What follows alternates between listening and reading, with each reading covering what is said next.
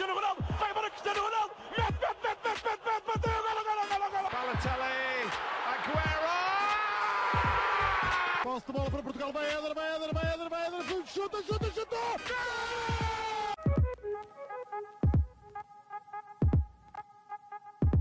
Hello to you all and be welcome to another episode of Europa Panenka or Panenka's Europe. As you know, this rubric, this mini-series inside the Panenka podcast had the objective to know a little bit better the teams that which our Portuguese teams faced in the European competitions. But unfortunately, and a lot thanks to Inter from Nima here, we have no more Portuguese teams in the European competitions. However, we at Podcast Panenka thought that would be important to make a preview of the Champions League final. And of course, not only, but of course, because of the presence of a big surprise that is Inter in the Champions League final, and also, of course, because Guardiola has a chance of finally winning his first Champions League with Man City. So, welcome Nima, welcome Enzo. I will start with Enzo since a lot of you who are a little bit more informed about our podcast already know Nima because of the games against Porto, of the games against Benfica. But Enzo, please tell me, how did you start being a Man City fan and living in Brazil? Because Enzo is Brazilian, but we're doing this conversation in English because Nima doesn't speak a word of Portuguese. Please tell me how, living in Brazil, you became a fan from Man City, and tell me about your project, City Xtra. So, hello João, hello Nima. My name is Enzo Krieger. I'm from Brazil. And I became following City. I started following City, so I became a City fan back in 2012 when I was only 7 years old. So I followed that season, which is the season of this shirt. That's why I picked it. That's nothing against Inter Milan or Milan because I know the rivalry, the colors, but it's because of this season, 2011, 2012.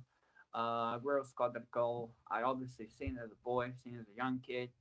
And I celebrated the goal. I mean, just a thing a football fan would do. And I was only a child, and I started following the team. And now here I am. I am co-owner at City Xtra. I work with City Xtra in Portuguese, and I'm also general secretary at the Citizens Brazil. So it's an amazing experience. It's everything I ever wanted to do because it's following the team that I love. I love Manchester City. And it's been the best 11 years of my life because now we have the possibility of winning finally this Champions League, and all one is a nice game for us. I mean, whether Inter or City win, I don't care. We've already won the Prem, the FA Cup against Manchester United, so it'll be an amazing game, and that's it. Yes, so in the other episodes of Panenka's Europe, I would do like a little preview of the season of the clubs that we're facing. But everybody knows Man City, and Nima already talked with us a lot, so I thought that I didn't have to do that for this episode. But Enzo, also you, please tell me how much you know about Inter and Italian football. So I'm going to be honest with you. I don't follow Italian football that much. I don't feel like it's in its glory days anymore. I feel like it's coming back to it. We've seen obviously Napoli in a semi-final in between Milan and Inter, which was awesome. So I feel like it's getting back to it. Also Roma, Fiorentina.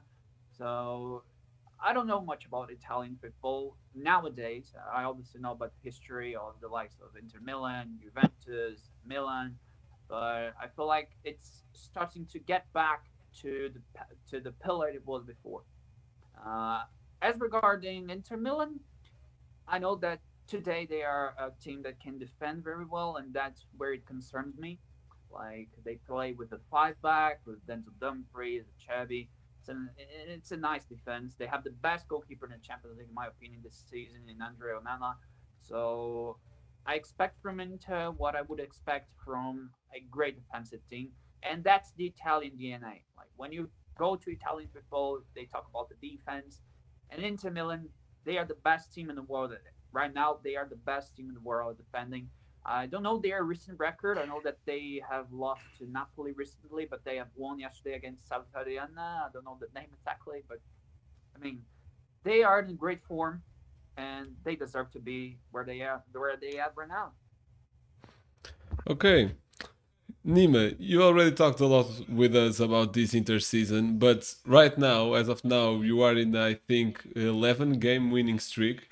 So, in that, 11 of the last 12 uh, they've won in all competitions. okay, 11 of the last 12, so it's an amazing record, I think, for a team that was a little bit inconsistent at the time of the two meetings that we had. So please explain to me how Inter managed to become so great in a short period of time. Well, what happened was simply that Inter, Simone Inzaghi decided to implement a very rigid rotation policy from April 1st and onwards, because since April 1st until last weekend, Inter played every 3 days, literally a game every 3 days. And it was insane. I mean, 9 games in April alone. Which was, this on the back of a team where Marcelo Brozovic had been injured for most of the season. Romelu Lukaku had been injured and been woeful when he's playing, and Lukaku is a player who needs a couple of games to get going before he hits his peak. And that's a little bit where it kind of has been. He's gotten the rotation right. The squad is reasonably safe from injuries, barring one that Mkhitaryan got against Milan in the return leg of the semi-final of the Champions League. Milan Skriniar has been out since January, hasn't played pretty much since then. He had an operation on his back. He's going to leave the club as a bossman and join PSG. So the way that they did it is exactly that. The big players started delivering, and they were fit, and the rotation worked. Inzaghi rotated heavily in every single position, and the players bought into that. Inter's versatility tactically was a big key in that. In many games, they played defensive football. Yes, they played defensively sound, but it's also a team that knows how to control and dictate the tempo of a game. They know how to pass really well. They're some of the safest and best passers in all of Europe. The midfield is very, very versatile.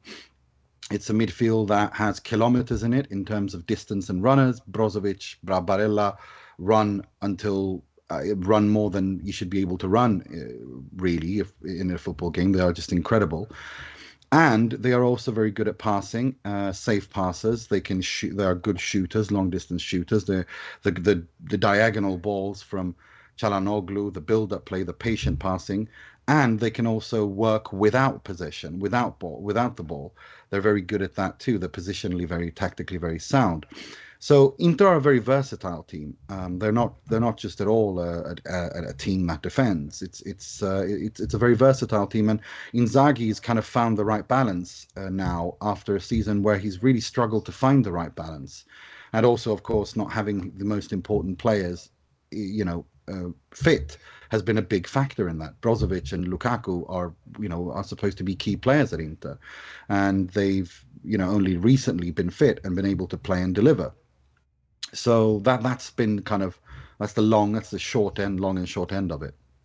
Okay, it's very interesting that you pointed out the matter of rotation because, for example, here in Portugal, the Benfica's coach Roger Schmidt is during the season he was a lot criticized for not rotating his 11 enough and relying always on the same 14 players, 15 players, and a lot of people accused him of losing to Inter, for example, for that because Benfica had not a deep enough squad that Inter has, and I think Inter has, in my opinion, I think the best squad in Italy. I think maybe the most complete, I guess, because Napoli has not that kind of a squad. Roma has not. Juventus is a burning house right now. So it's kind of that. Enzo, please explain to me this winning season for Manchester City. So Premier League, despite all the best efforts from Arsenal. FA Cup, despite all the best efforts from De Gea. Oh, okay. So it wasn't the other things. And please explain to me this season. So the season, it didn't start the way we wanted to. Like Haaland obviously bagging lots of goals. That's what we would expect from him. But the team overall wasn't clicking. It wasn't a piece.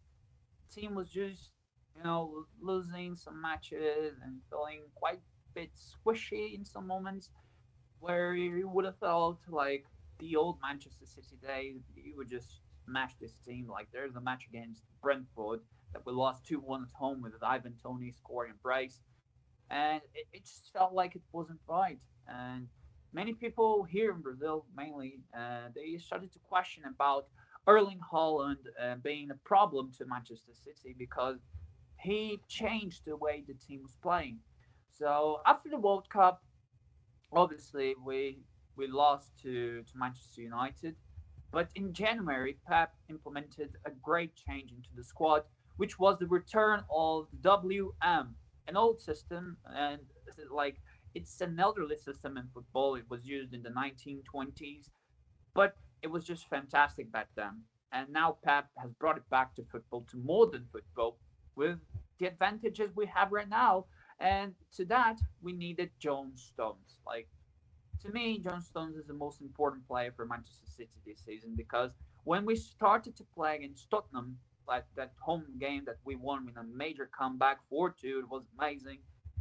The team started to play a little bit different with Julian Alvarez and Erling Haaland, and since then the team just felt like it was a solid piece. It was something unique, and the togetherness within the squad after João Cancelo left, we had everything sorted. And in half a season, we became from just another team to the best team in Europe. So we've beaten Arsenal twice, we've beat Leipzig 7-0, we've beaten Bayern Munich 3-0, smashing Bayern Munich. I wouldn't expect that with that game, that 3-0. It deserved to be more, and we just felt like the better team overall. It felt like the team which was Bayern Munich was Manchester City because we did an awesome job at home.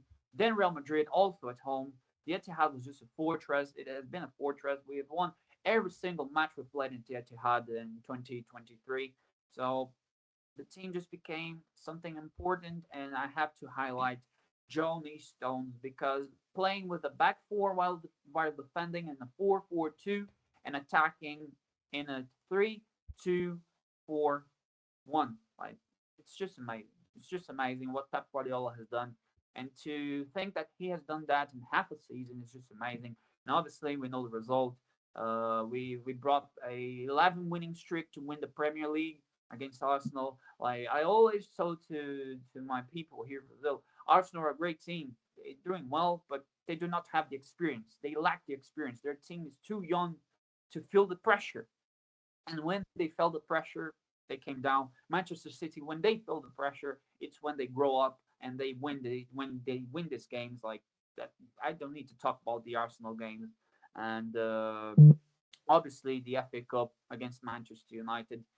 I didn't feel like yesterday was our day, was our best day. Felt like we were at 60 or 70% of our capacity, but we're so good. We're that good that Manchester United were trying their best and they couldn't beat us. So yeah, and right now we have a chance to winning the treble if we beat Inter Milan into the UEFA Champions League final. So it's going to be something to be put inside the gods of football because what we have done is just sensational. It's amazing. And to think that we have done this in half a season because it is important to highlight that we have done this after the World Cup. It's just amazing. Yes, it has been an amazing season for Man City, of course. So I'm going to ask you two questions. First of all, which players do you think that will hurt Inter the most? Which Man City players? And second, do you think, as many people on the internet think, that Inter is the only one who can save football right now? So I don't believe Erling Haaland's going to score. I feel like he's going to be more in a role of attracting the attention of the Inter defenders or Kevin De Bruyne or Ilkay Gundogan to run in behind. So I'm expecting a goal from a midfielder. Shall it be Bernardo Silva, Ilkay Gundogan, or Kevin De Bruyne? I don't know. But I'm expecting Erling Haaland to attract the attention from the Inter defenders. if he gets a chance, he will score. But I feel like it's a final. I don't know if he'll get any chances. And if he does, he's going to score because he's amazing. So obviously we have to highlight the role of Erling Haaland inside this game. And as I said, the midfielders, and there's a major player I have to highlight here. Jack Grealish, like ball carries, he's the best in the world. He's the best winger in the world at ball carrying. What he can do is amazing. He can drag the defender away, create a space in the midfield, and then he's going to pass it to Kevin De Bruyne, who's running there, or he's going to return to Nathan Ake or Manuel Akanji, who were players playing at the left back.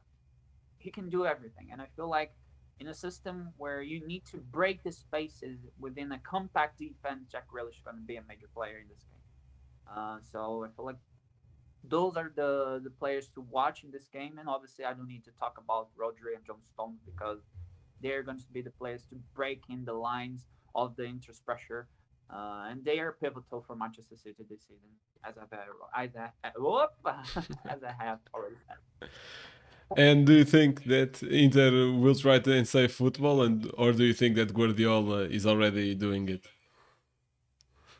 Well, if Inter are going to save football or not, I don't care because we're Manchester City. We're the ones who are trying to get football away. So they have a chance. I cannot say they don't have a chance because we know the qualities of that team. But saving football, I mean, Pep Guardiola is going to do it. We've learned the lesson from Chelsea. We've learned the lesson from Chelsea and also Real Madrid last year. It was a pain in the ass last year. But right now, we're going to do it. Okay. Nima, the same question. So, which key players you think that will hurt Man City the most, and will Inter save football in your point of view? Look, the key players are going to be, above all, it's going to be Andre Onana, the best goalkeeper in the Champions League, needs to have a really good day, which he usually has. Inter's Lukaku, I hope he's playing. Him and Lautaro up front, especially because I think that if you're going to play against the City team who press as intensely and almost inhumanely as they do, you need to have that let out. You need to have a player who you can play that long ball to, who can hold the ball, who can keep the ball, similarly to how Tottenham beat City, Antonio Conte's calcio verticale.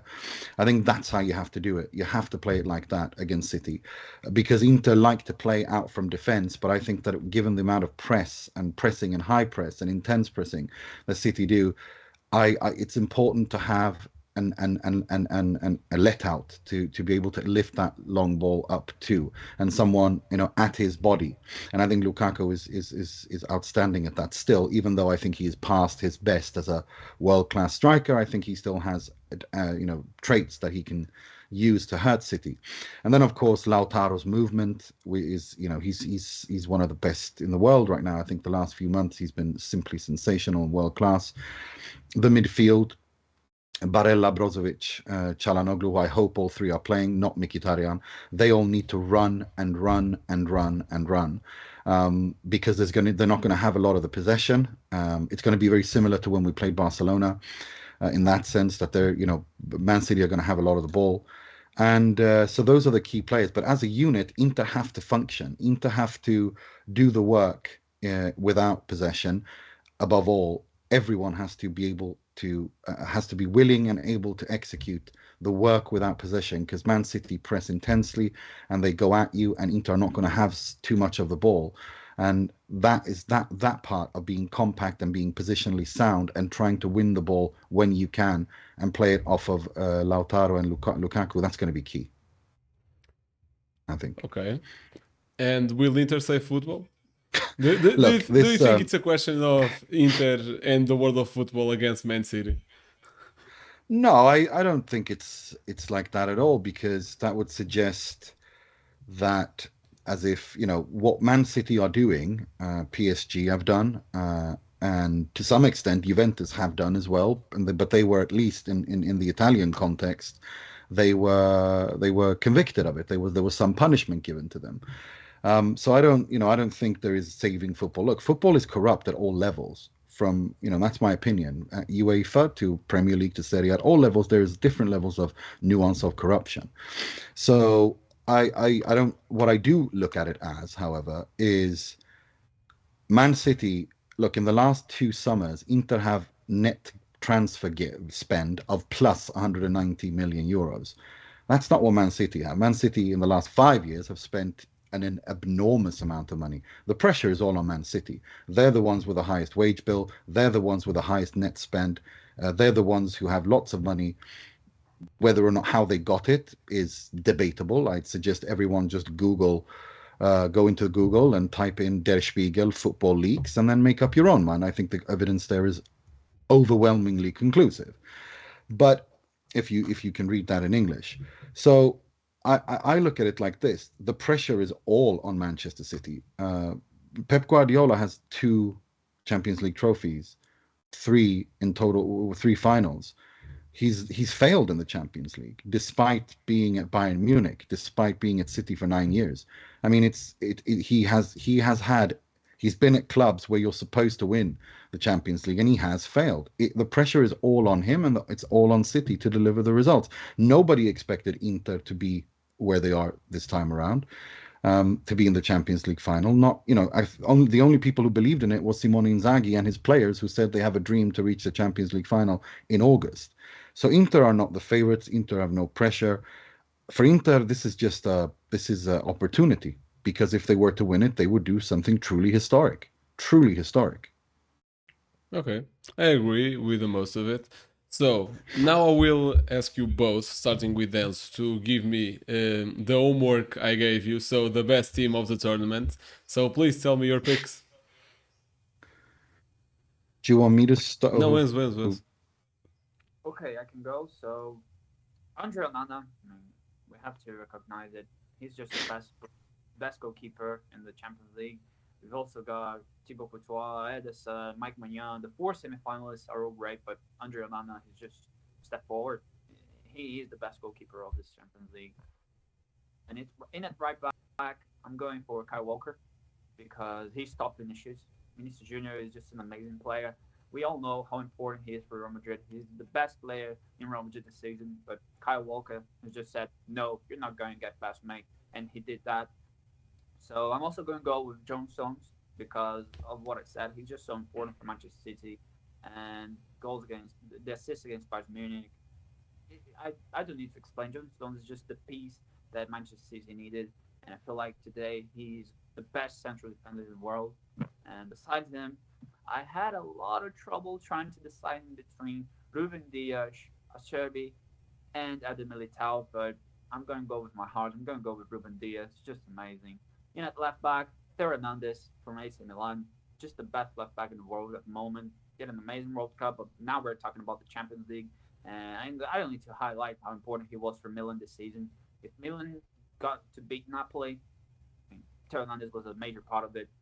In at CDM, best in defensive midfielder in the world, Rodri, belter against Bayern Munich.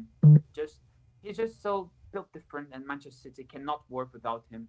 I'm gonna go with for the center midfielders in a couple of players that are the heart of their team, Barella and Kevin De Bruyne. Inter cannot function without Barella. Manchester City cannot find these spaces without Kevin De Bruyne. The best couple of midfielders in the Champions League we've seen this season. Barella, he surprised me a lot, and I would love to have him at Manchester City one day. I don't know if that's going to happen, but Barella is just an amazing player. Probably my favorite talent player of this season. He's just doing an amazing job. And going into attack, I'm going for Bernardo Silva on the right, Erling Haaland up front, and Vinicius Jr., of course, on the left. Vinicius is just so important. Haaland, top scorer, 5 goals in 1 game, and Bernardo, so important against Bayern Munich, so important against Real Madrid. That's my team, that's my 11. So going back, Onana, Walker, Ruben Dias and John Stones, Theo Hernandez, Rodri, Barella, Kevin De Bruyne, Erling Haaland, Vinicius Jr. and Bernardo Silva. Great pick, Enzo. Nima? I've gone with a 3-5-2. Andre Onana in goal, because I think he has by far been the best goalkeeper in the Champions League, which is, as Enzo said, I mean, you have Mike Maignan, who in my opinion is the best goalkeeper in the world, but the best goalkeeper in this tournament based on his performances solely it's Andre Onana, and it's not even close. Highest percentage saves, I mean, most clean sheets. He's just been so decisive. So I've gone with 3-5-2, and I've gone with the players, who I think are the best in their position. I've chosen a back three of Kim Min-jae, Ruben Dias, and Alessandro Bastoni. I think those are the three best central defenders of the tournament, and I think they've been absolutely fantastic. And Kim Min-jae, in my opinion, is probably the best central defender in the world this season. Then as a right wing back, I know that that's not his usual position, but I don't care because this is an intelligent player who can play in any position on the pitch. It's the Napoli captain, Giovanni Di Lorenzo, who is outstanding. He is a leader on and off the pitch. He leads by example. He scores important goals. He's defensively sound, and he just does everything without much fuss. So him as a right wing back. Then I have Theo Hernandez as a left wing back. Not much to say other than what Enzo said. And I have a midfield three of Kevin De Bruyne and Joshua Kimmich. And I know I only went after because I think João Mario, the season he has had in the Champions League, you can't leave him out of a team of the season. The amount of goals, the important goals, the leadership that he's shown. I don't think he's one of the best midfielders of the Champions League. No, not based on talent. But it would be unfair to keep him out based on the performances he's given. So Kimmich, De Bruyne, and João Mario. And up front, it's Kylian Mbappe and Erling Haaland in a 3-5-2. I think that would be lethal. Okay. I just did not like the pick of João Mario for obvious reasons. But to end this episode, please tell me your predictions for the final. In terms of result, you think it's going to be 1-0, 2-1. Please tell me, Jens, starting with you. So there is a crazy start that Manchester City are seeking revenge for Barcelona. So in the group stages, we know Barca lost 3-0 against Bayern Munich, and Manchester City won 3-0 against Bayern Munich. Then Barca lost 1-0 against Inter, and now Manchester City are playing Inter in the final. So I'm going to go with the 1-0 win for Manchester City, and that will do the job. 1-0, 20-0, it's a win, it's a trophy. So went with the superstitions. Nima, please tell me your predict. I'm also very superstitious when it comes to Inter. I don't like to predict at all. But as I said, it would be very disingenuous of me to sit here and say I think Inter are going to win when everybody knows that Manchester City are the overwhelming favourites. All the pressure is on them for everything I said. So I think I do think that Man City will win, but I do think that Inter can surprise both them and a lot of people. For me, it's 70-30 in terms of favourites go in favour of Man City. But I don't think this is going to be. I think this is going to be a tight game. I don't think this is going to be the kind of, dominant one-sided performance many people think it is. I think this game could end in a 1-1 draw and then 2-1 in extra time or something like that. I think it's going to be a tight game. Okay, so my prediction is 2-1 for Man City. I think it will be a tight game because every final has a tendency of being that way, especially European finals. And in the last few years, for example, every Europa League final in the last 5 years, I think it went to penalties. So, yes, the European finals have been more and more competitive, and I think this one will be no exception. So, ending the episode with thanking you two for your presence. Nima, you are practically house regular, and then I hope you are happy with your debut. Let's put it this way. And thank you so much, and the best of lucks for the two teams for the Champions League final. Man City trashed Sporting the last year, and Inter and Italian football have not been the kindest for Portuguese football this season. But I hope that the two teams play a good game and that can bring us more stories and more interesting stories for us to tell here at Panenka.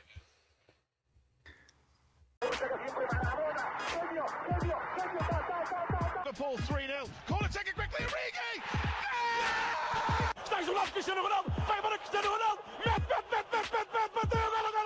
Balotelli, Aguero!